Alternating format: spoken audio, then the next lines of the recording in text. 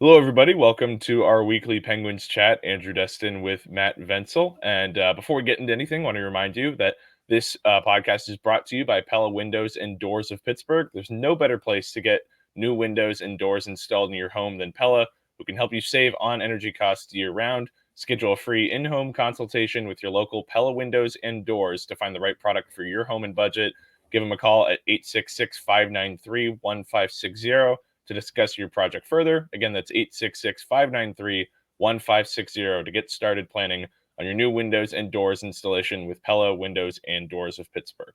Again, before we get into too much on this podcast, though, lots to discuss on the Penguins front in terms of their 3-5-0 start to the season, 8 games into it. But something obviously a little bit bigger than hockey transpired over the weekend with a former Penguins forward and Adam Johnson, who died following a freak on ice accident in the game Saturday. He was 29 years old, playing overseas in the UK. I know, Matt, you, by being on this beat covering the Penguins for a number of years here now, had the chance to interact with the late Adam Johnson. Just wanted to ask for your thoughts on, the young man and what you remember most from your interactions with him. Yeah, it's incredibly sad, incredibly tragic what happened. Only spent a little bit of time around Adam Johnson. He was with the organization for 3 years, played 13 total games with the Penguins. His only goal was a memorable one. It was early in the season. They had a lot of injuries. Penguins were in Minnesota, where he's from. He had a lot of friends and family in the house, and he slammed home a rebound for the only goal of his career. Just was a cool story. His entire line that night was really good in a win over the Wild. He moved on from the Penguins, obviously ended up playing overseas, and then had the tragic incident Saturday night with getting a skate cut. So in the neck. I mean, it's on an individual level, it's sad. Anytime anyone passes away, I know the Penguins, you're starting to see the messages come through on social media from players who play with him at Wilkes in the NHL. And then especially, for these players, you grow up when you're a youth, you're required to wear a neck guard. You're kind of aware of the threat that something like this could happen, the odds so slim. And, for it to happen to a player, I'm sure a lot of people remember what happened to Clint Malarchuk last, 30, 40 years ago, the Buffalo goalie. He was able to survive. Unfortunately, Adam was not. But, as someone who's played hockey, it's kind of hard to just shake like, oh my God, this actually happened. And I wonder if, some of the Penguins players and players around the league will kind of maybe give some extra thought to that stuff going forward. I don't know what the league can do to protect players. The neck guards only do so much, but it just was a really freak thing and just so sad, so tragic to see, him pass away, but especially, playing the game you love. Yeah, it seems to be the recurring sentiment from everybody you hear, whether it's on social media, teammates, things of that nature, is just obviously a situation that you wouldn't wish upon anybody, but especially to somebody like Adam, who nobody has said anything but good things about. And such a tragedy, just given how the equipment has improved in hockey over the last several decades, that this is something that still, at the NHL level is very much still a concern, and at the professional hockey level. So certainly a tragic situation, one that we obviously wanted to discuss on this podcast before we got into anything hockey related, just given the nature of it. But of course, we'll transition that now into the majority of the podcast. We're of course coming after the Penguins losing on Saturday night 5-2 to the Ottawa Senators. That inspired us to take a look at a lot of different things that we've learned about this team. There's a lot of moving parts, a lot of new players in the fold, some familiar faces, of course, with the big three, etc. And that kind of prompts us to go into a discussion about what are 8 things we've learned about the Penguins through 8 games. So, Matt, I'll ask you to run us through the first one here. I know a point of contention with a lot of Penguins fans is the power play, especially after the offseason addition of Erik Karlsson. What have we learned about that power play unit through 8 games here? Well, we've learned that just putting Erik Karlsson on the top unit isn't just going to fix all their problems. The power play went from, winning them a game in Washington, October 13th, to kind of just being run of the mill bad to now it's detrimental to the team. I mean, they've gotten to the point where they're, struggling so much that it's taking away momentum from the team. And that's exactly what happened against the Senators. They had 2 power plays. with a chance to tie up the score in the first period. They were a mess, and then the Senators came right down and scored and made it 2-0, and that pretty much changed the game. So, yeah, I don't know. I don't know where the Penguins go from here. I asked Mike Sullivan after the game just like what needs to happen to reset that unit, and he pointed to all the advanced statistics, the process stats that say, hey, as he put it, they're one of the best power plays in the league, which, I look at some of the same stats as well. It is true the Penguins are generating some pretty good looks if you zoom out on the 8-game sample, but recently they've really struggled. The actual goals aren't there. It's 16 straight power plays without a goal. So something needs to change. And, I just don't know what will.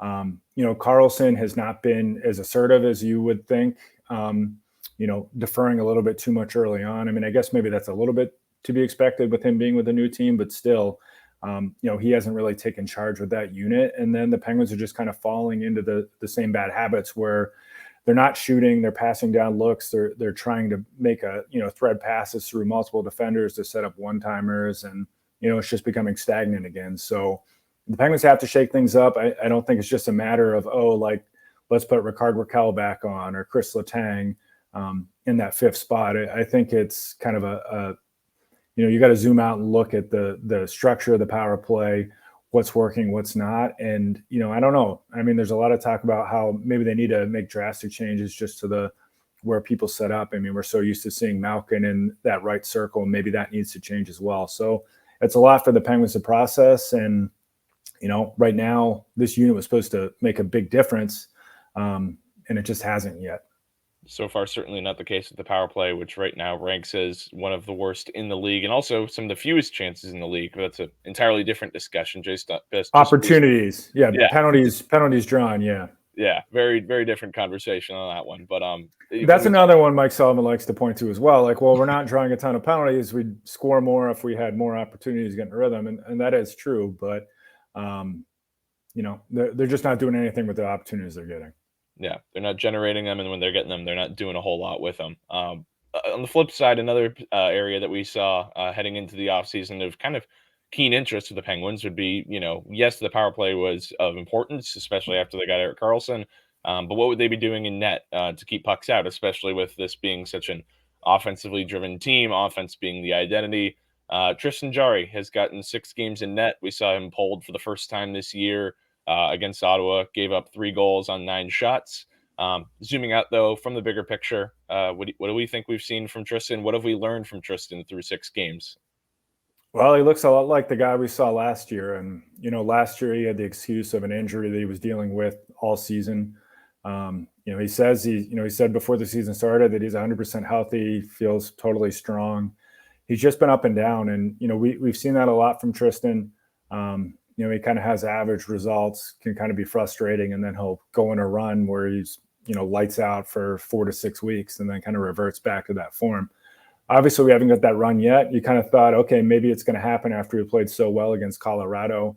It seems like when he does go on these runs that it's in the first half of the season. That's why he was able to get a couple of all-star nods. But, yeah, it's just up and down. I mean, you can look at some of the, high-danger shot locations, or high danger shot opportunities. And, his save percentage is not what it was 2 years ago when he was an all-star.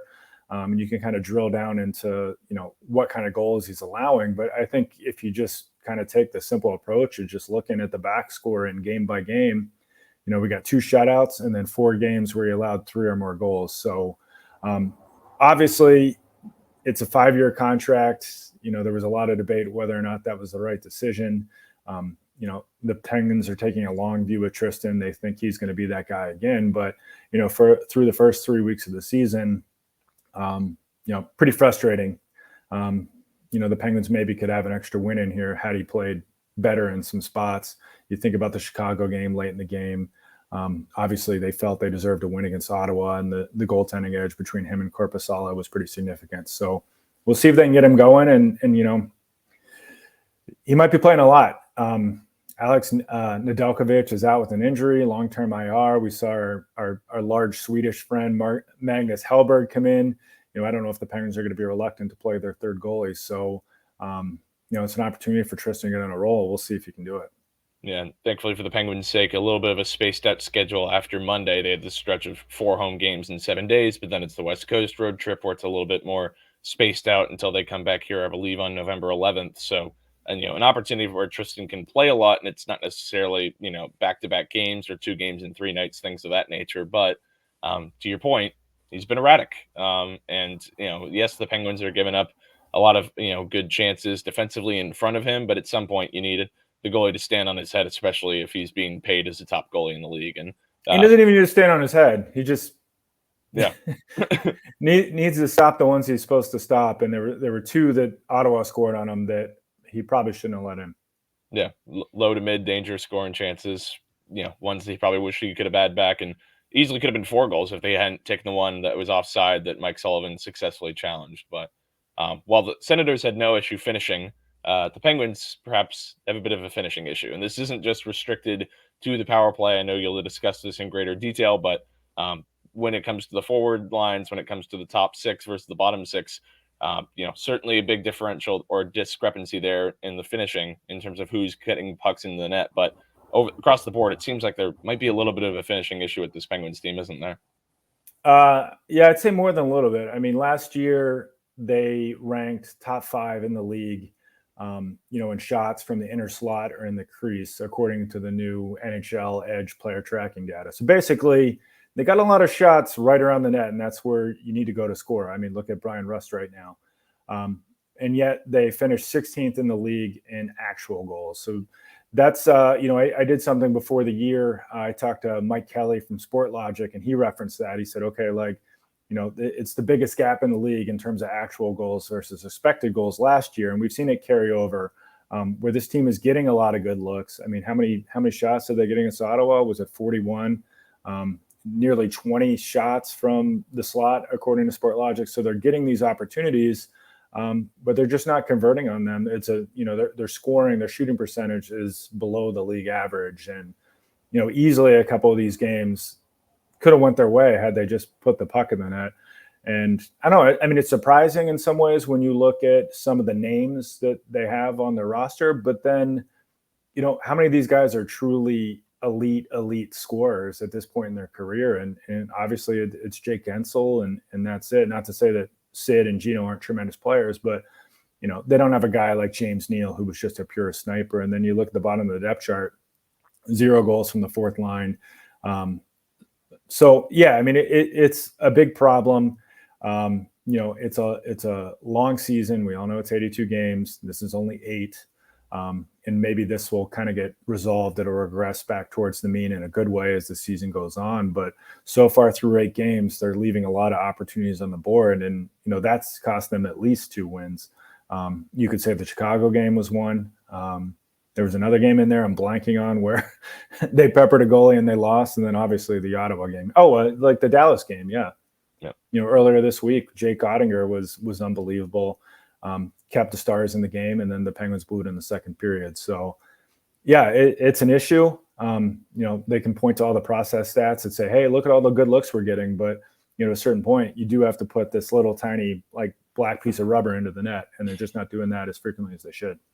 Feels like a good launching off point into the next topic, too. I mean, you mentioned there how the 4th line, no goals yet. The 3rd line, I believe I had no points.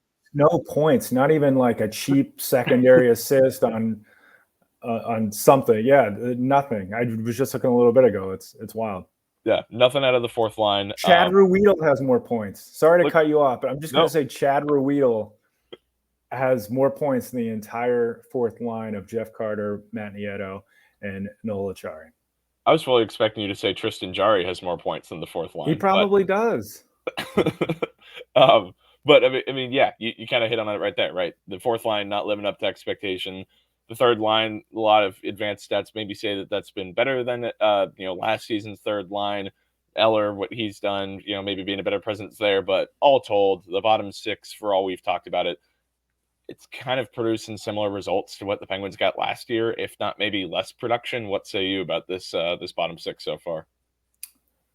Yeah, it's hasn't been great. I will say the 3rd line over the last 4 games since Radim Zohorna was called up and inserted on that line with Drew O'Connor and Lars Eller, it's been a pretty good two-way line. We'll see if that continues. They chipped in with a couple of goals. We saw Eller get his first in black and gold against Colorado. They've been pretty good defensively. I know Mike Sullivan said Drew O'Connor might have played his best NHL game against Colorado. And Zahorna looks like a different player. I kind of wrote him off. And again, I don't think he's going to be some superstar, but he looks like a different guy than we saw a couple of years ago when he was struggling to stick in Pittsburgh. So that line has been encouraging, but the fourth line's been a complete dud.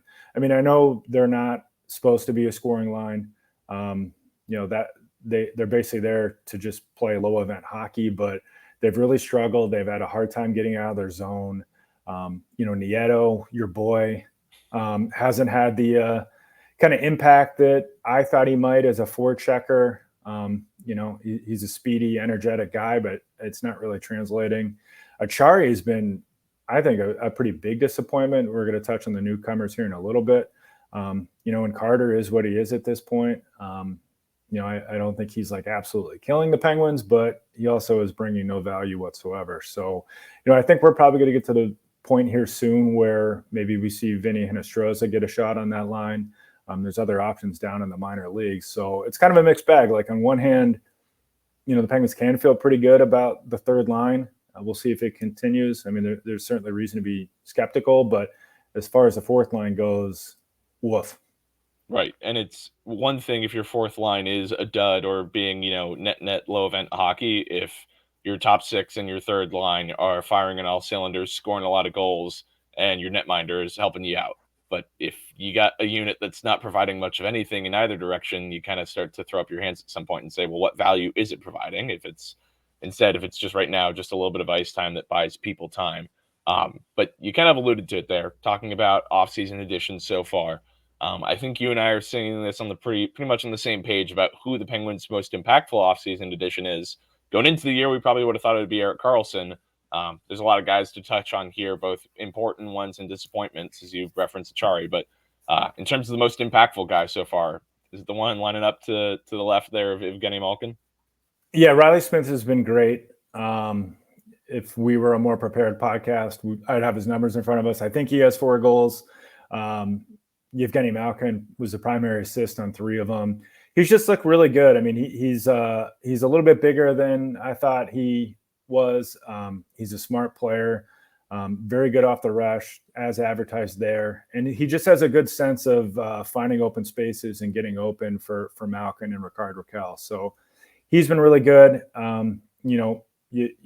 You compare him to Jason Zucker. Let's face it, the Penguins essentially traded Zucker for Riley Smith. I mean, they let Zucker walk in free agency, but they traded for Smith to replace him. Zucker's already hurt, unfortunately, story of his career, at least his recent career. And meanwhile, Smith is playing really well. So I think that trade-off has been really good for the Penguins. We'll see if he can continues. Karlsson, as we said, he looks tentative. Hasn't quite had the big-time impact that we anticipated. Again, it's early. He's getting used to his new players. He appears to be a little bit deferential. I know Ryan Graves, another newcomer, talked about how, believe it or not, the Penguins have more structure than his previous 2 teams, New Jersey and Colorado.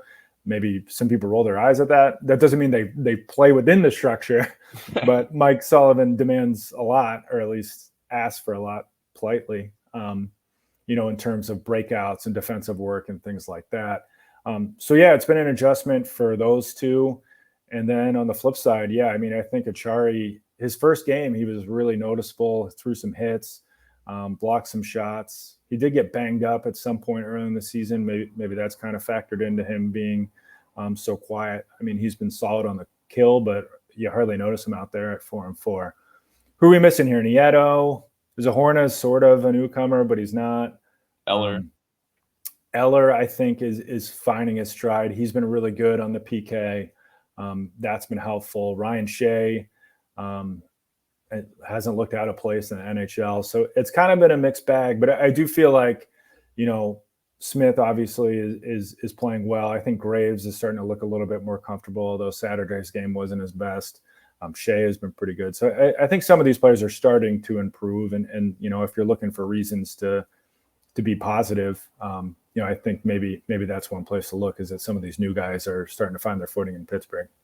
You touch on Shea, and I think it's a good point to go into the discussion of the third pair, because Shea's somebody who was a healthy scratch the first few games of the year, and then P.O. Joseph has a clunker against Detroit, against the Red Wings, -3 rating on the ice for I think about 10 minutes, just looked out of place and hasn't seen the ice for the Penguins in a game since then. The third pair, I bring that up because it's not one that we see a lot, right? Erik Karlsson and Crystal Tang are going to be on the ice for 70-80% of the time, on the ice, 70 to 80% of the time, whatever the number may be. And then Pettersson's going to be out there, as well as Graves. Those guys are rotating in and out with a Shea, something like that. But the third pair, right? It's been a volatile one. We saw for the one game that John Ludwig, before he got injured with the concussion, it was him and Shea instead of Ruedel and Joseph. It's not an impactful one in terms of the ice time, but it's one that feels like, of any group, that the coaching staff, the front office, has maybe been the most concerned about, given the turnover there relative to the other lines and things of that nature. Is this something that should be a concern for Penguins fans? Where do you sit on the third pair right now? It absolutely should be a concern. And the big reason why is that somebody's going to get hurt on the blue line. You have a lot of older players, but injuries just happen, period. So if it's a problem when these guys are playing, 10, 12 minutes a game, what's going to happen when Letang or Karlsson gets hurt? And suddenly you're asking Chad Ruedel to play, 20 minutes on your second pair, or Ryan Shea gets bumped up the depth chart. So I think that's where it becomes really concerning, because injuries are going to happen. In the short term, I do think Ryan Shea has kind of stabilized the third pair a little bit. Chad Ruedel's gotten back in the last couple of games and has played better. He had really nowhere to go but up. But yeah, it's clear just by, all the moves Kyle Dubas and company have made that they knew that this was going to be a problem, and they wanted to attack it by bringing in as many, bodies as possible. That's why they brought in Shea. They plucked John Ludwig off waivers. Mark Pisic's still around. He's not under contract, but he's rehabbing his injury. Ditto for Will Butcher. He's on an NHL contract, of course. There's more guys in Wilkes, including Ty Smith, although it seems like they're not particularly high on him, the new regime. So anyways, there's a lot of options, and I think that's by design, because they knew they had question marks. I mean, obviously P.O. is a disappointment. He did some good things last year. Obviously, there was a point there where Dmitry Kolokov replaced him down the stretch before he got back in. But it looked like this was a chance for him to really just solidify himself as a regular NHLer. And now you can't help but wonder where things go from here with him. So, yeah, a lot of question marks. I think they can get by in the short term. But, the second there's an injury to one of their top four guys, it could become a major problem.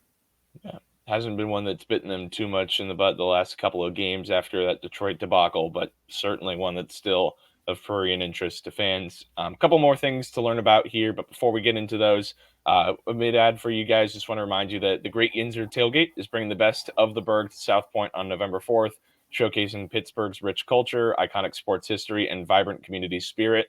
The Great Yinzer Tailgate will immerse you in the unique blend of traditions that make Pittsburgh legendary. Visit www.thegreatyinzertailgate.com for details. See Yins there. A couple more to get into. Wait, when is the Yinzer tailgate? November 4th. I'll be in California. Are you going to go? I mean, you are not a Yinzer. I'm not. I feel like we're switching roles here. Yeah, you should go and learn what it takes to be a true Yinzer. I mean, I've tried to pick up on the lingo. I'm not doing a particularly good job of it. I feel like my Yins pronunciation there was pretty rough, but yeah, it's pretty forced. I mean, I'm from Butler. I don't say Yins, and when I do it, it just feels uncomfortable. But anyways, you should go. All right, let's talk some more hockey. Okay, back to the Yinzer Palooza in like a week. Penguins resolve, focus, things of that nature. We talked about this being one of the oldest rosters in the NHL the last year, this season, things of that nature.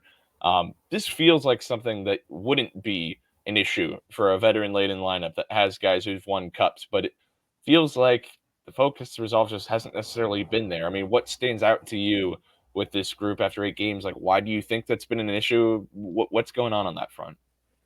Yeah, it's a difficult thing to quantify. And to kind of point to, okay, like this is why they lost this game is because they weren't focused. But, it's clear it's an issue. I mean, last year it just was it was unfathomable that the Penguins missed the playoffs, that in the manner in which they did, like with so many of the same miscues over and over and over, blown leads, allowing goals, late in periods, allowing goals right after they scored with so many guys. And, there has been a turnover. They've turned over a third of the roster, but core guys are still there. You still have at least 8 guys who have won the cup. I mean, Riley Smith, Lars Eller, 2 guys who won the cup that they brought in. And, they just haven't been able to have that game-to-game consistently. And you can point to, bad bounces or, guys from other teams making great individual efforts. But, they've blown a couple leads. The fact that they played so well in Colorado and, we're so proud of how it was a complete effort. And then they turn around 2 nights later and they get down 2-0 and just completely, abandon their structure. That's what the players said. It's just concerning. So, is it just kind of an early season thing with new guys, a team finding its stride, maybe? Or is it going to be another frustrating season where a team with so many 30-somethings, that literally the oldest team in the league, just inexplicably doesn't have the focus and the determination to just bear down and play quality hockey for, 60 minutes and then, game in and game out. Yeah, it's something that's of concern, but we'll wrap up with one last one here, a bit more of a positive one, I guess you could say, of a Penguins development. We haven't talked about many of those on this podcast, as you can tell, understandable through a sub-500 start, but Brian Rust tied with Sidney Crosby for the team leading goals with 5. He's got 7 points too. That's among the team's leaders. A +1 positive rating for him. Last season at the tail end of it, this was a guy who was pretty critical of his year. And was so through training camp in the opening part of this season, that he wanted to improve his play. Seems like he's maybe not washed up quite yet, is Rust. Yeah, I think he's been really good. It's not just the goals, just the energy he's playing, the hustle. Yeah, he's a very good player. I was kind of surprised at the fan reaction to him last year. I know, what you get on Twitter/X is only a small sliver of the fan base, but a lot of people were critical of Rust, even though he's a 2-time Stanley Cup champion, scored at a near 30-goal pace the previous couple seasons. Obviously, he had a down year, but I still think this is a good player. He certainly wasn't a guy who just was, taking his fat contract extension that he got and just packing it in. He just had a down year. So I think it's encouraging that he's going. He's been a big part of that top line. And, yeah, we'll see if he can, keep that going. I think Brian is 31. I still think he has some good productive years ahead of him, and maybe this is the first time he actually does get to 30 goals. Yeah. Encouraging for the Penguins, especially that top line, especially as Vensel, he nets his 2nd goal of the season against Ottawa, a guy who's been impactful on the score sheet, but not necessarily in a goal-scoring department. So beneficial for the Penguins in that front to have Russ helping out on Crosby's line. That'll do it for the 8 things that we've learned. Before we call it, though, want to get into a Stick Tap segment, just a quick wraparound between you and I, Matt. Stick Taps, you got one to hand out to somebody on the blue line. Who you got? Chris Letang. I know it hasn't been perfect for him at 5-on-5, but overall the results are quite good with him on the ice, and that's with him playing not only with his regular partner Ryan Graves, but mixing in with guys like Ryan Shea and stuff like that as they, kind of cycle through the lefties to make sure that those guys are staying active with Letang and Karlsson playing so many minutes. Letang's also been pretty good on the penalty kill. He was very good in the Colorado game, so I think that's important too. Karlsson being here bumped him off the top power play unit, but it's allowed him to be a regular on the PK again, and I think that's helped the Penguins. So, yeah, stick taps to Chris. I know it wasn't an ideal situation. I mean, he was all for the trade. He wants to win, but he also had to make some sacrifices in terms of being taken off the top power play. But by all accounts, he's had a great attitude about it, and he's just going out there and playing hard and doing what the team needs him to do. So stick taps to Chris. Yeah. I'll go stick taps to Jake Vensel. He's another guy that I just brought up there, but we forget this is a guy who had ankle surgery in August and was expected to miss the opening part of the season, has come back and maybe hasn't looked quite up to snuff when it comes to putting pucks in the back of the net, but certainly has not looked like somebody who's a step too low or too slow. Has been there, impactful for that line. And some notes that stood out to me was from the first game, even where Erik Karlsson, when he jumps the rush offensively, Gensel, being the smart, intelligent, cerebral player he is, getting back defensively. So he's been playing within the structure. He's been playing systematically well on the offensive end, doing what Jake always does, aside just from putting pucks into the back of the net. So stick taps to him for what he did to come back to the season without missing any time, really, even though that was really in doubt up until the first game of the season. So he's somebody who maybe the Penguins benefit from playing a little bit better, but all told, to have him in the lineup, certainly better than to not. Any final stick taps on your front, Mr. Vensel? Yeah, the last one is a very serious one. It goes to the folks at PPG Paints Arena. I know everybody loves to hear about sports writers eating free food, but they've really upped their press box food this season. They've added a nacho bar to the rotation, which is quite dangerous for me. I mean, who can say no to nachos?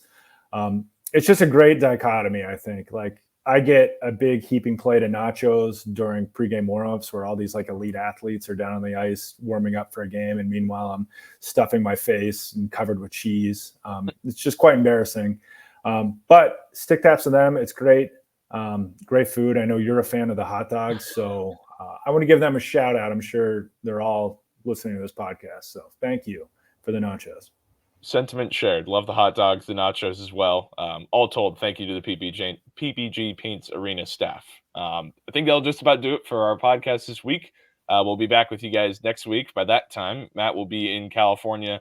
I'll be here in Pittsburgh checking in with you guys. But in the meantime, keep up with our content on post-gazette.com, and we will catch you all again next week.